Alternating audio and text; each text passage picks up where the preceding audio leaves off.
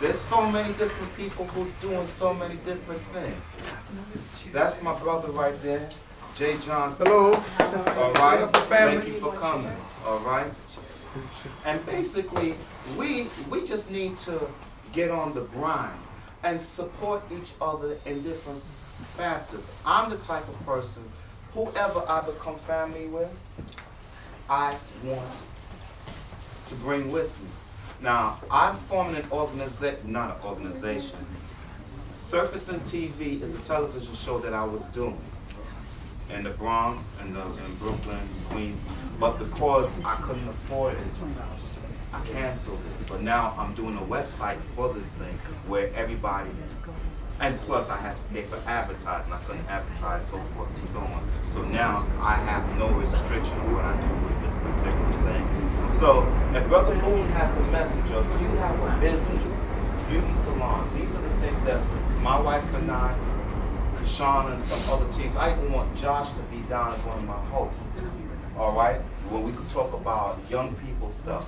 Who's to say who's going to watch this and next year when Hollywood is not knocking at his door? These are opportunities that I'm trying to deal with that's going to try to bring everybody into the limelight. If you have a restaurant, for example, I'll come to your restaurant and interview my man right here. Let's just say you rap. So we'll do an interview in the restaurant and I'll ask you, wow, what you doing in this restaurant? You might say, cause the food here is a bomb or whatever. You understand? So now you're advertising for that person whose restaurant. So this is where one hand pulls in the other, and we go. So instead of that crab pulling each other down, if I'm moving forward, hold on tight and push me, and the person behind you is pushing you, and we all are going to get the hell up out of this barrel instead of us pulling each other down. Who here? Ask her, because she's very, you're very diverse, and you know, you ever heard of Alberto Suarez? Alberto Suarez is a filmmaker. I was expecting one or two of his actors to be here because they've done some movies already, but I don't see them. But anyway, he read my book, and he loves it. He loves it so much to the point where he wants to do a movie trailer for the book. So like Spike Lee, and it's just funny that y'all mentioned Spike Lee, like Spike Lee, he wants to use local talents, because you gotta remember, Larry Fishburne and a lot of them cats were once nobodies, okay? And when Spike Lee got them out there, now they're the Matrix, and they're this, and they're doing a whole bunch of different things and making a lot of money. So what he wants to do is he wants to get local talents like you guys, and my book got nothing but you guys in there. It's nothing but young folks in there. So this is where y'all can pass the word on to your boys. Yo, we got to get down with this thing, because when they start casting for this movie, here's your chance to come out of your neighborhood and be in Hollywood, because they're going to do this thing. Okay? I'm really thrilled that he wants to do a trailer. And this is how, I don't know anything about the movie business, but how he says it works is, you do a movie trailer and you submit it to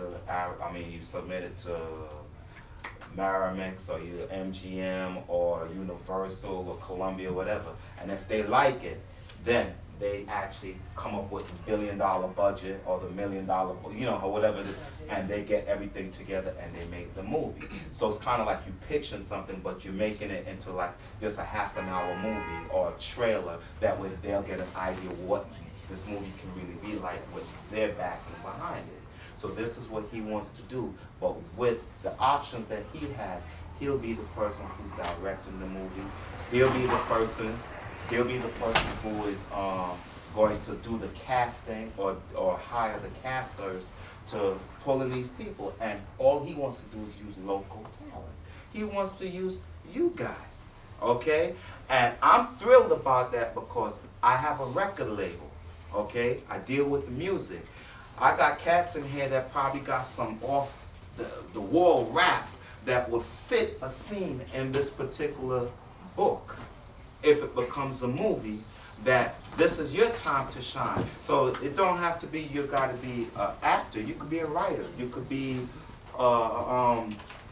a rapper, or you write raps for people, or you make beats, so you know, you do tracks, so forth and so on. So this is the opportunity where if you get down with the characters, and the only way you could get down with the characters is know the story. Josh, I think he'll play Melvin in the book,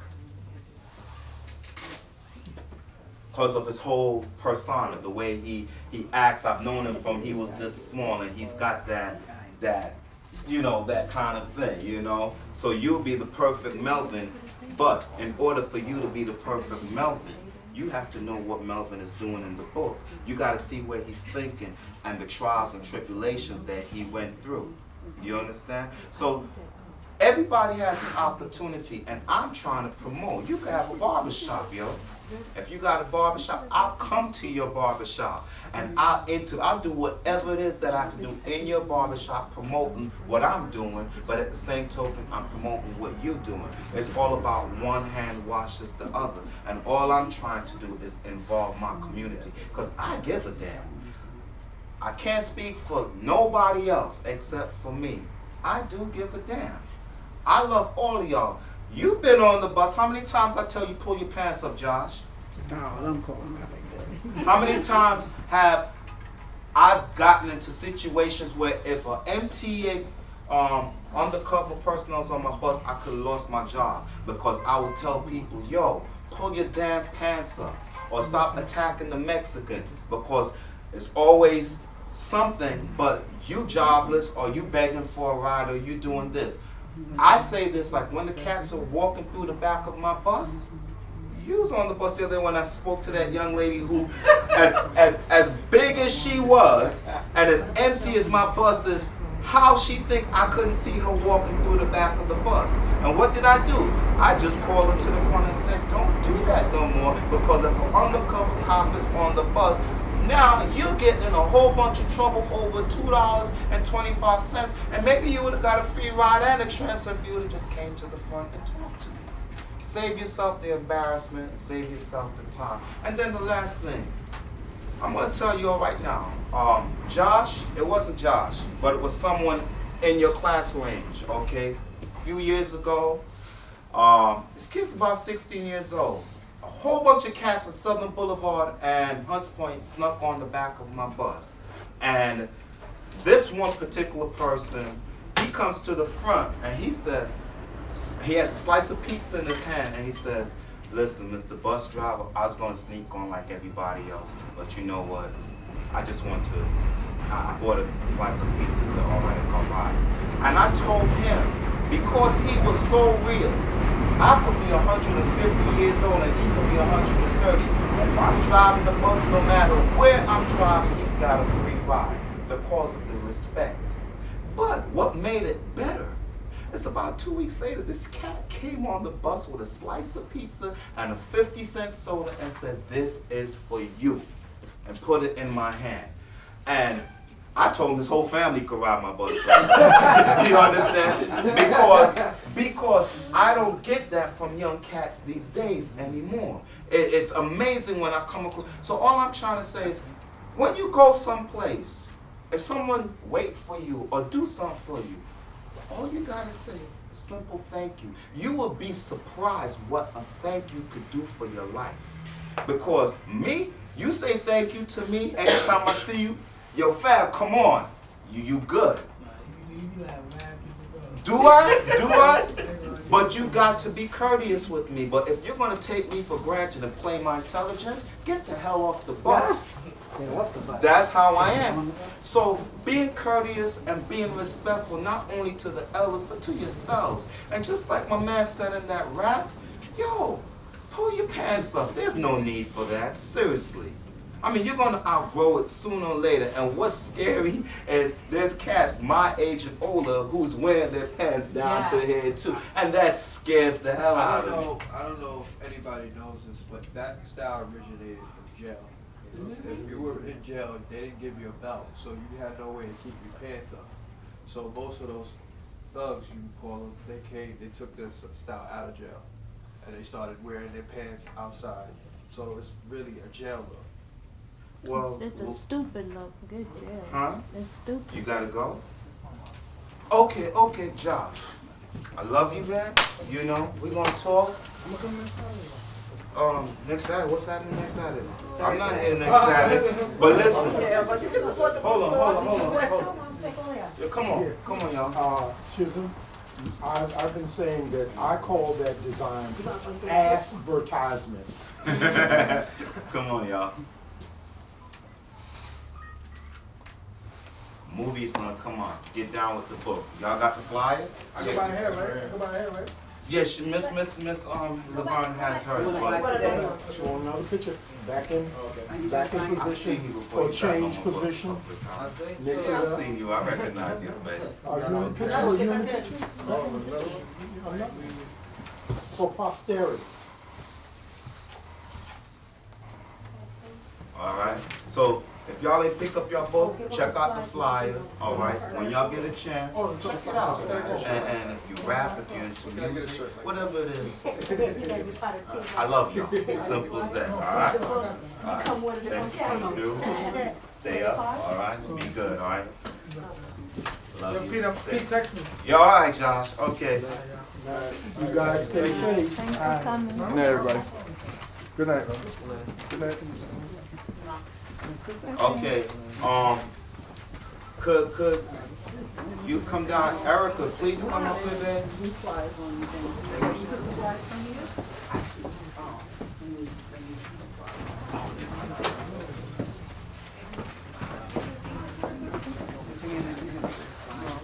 Erica, come to the front, baby. Okay. We got that taken care of. Thank you. Yeah, we got a few weeks to take these. Jay, I know you on lunch and I love you, so I'm gonna try to. All right. I was still expecting some more folks to come through, especially my actors. Okay. I don't know if I think you missed the part where I was saying that I have a filmmaker who read the book and he wants to do a movie trailer for it, and he wants to use local talent, so spread the word. Tell people or try to get familiar with the story, because this will be their chance if, you know, when they start doing the calling, if they want to try to be in film, then they're not only familiar with the characters, but they're familiar with the whole storyline in the first place, so it could better their chance of getting a part in the book, okay? This is my brother right here. He's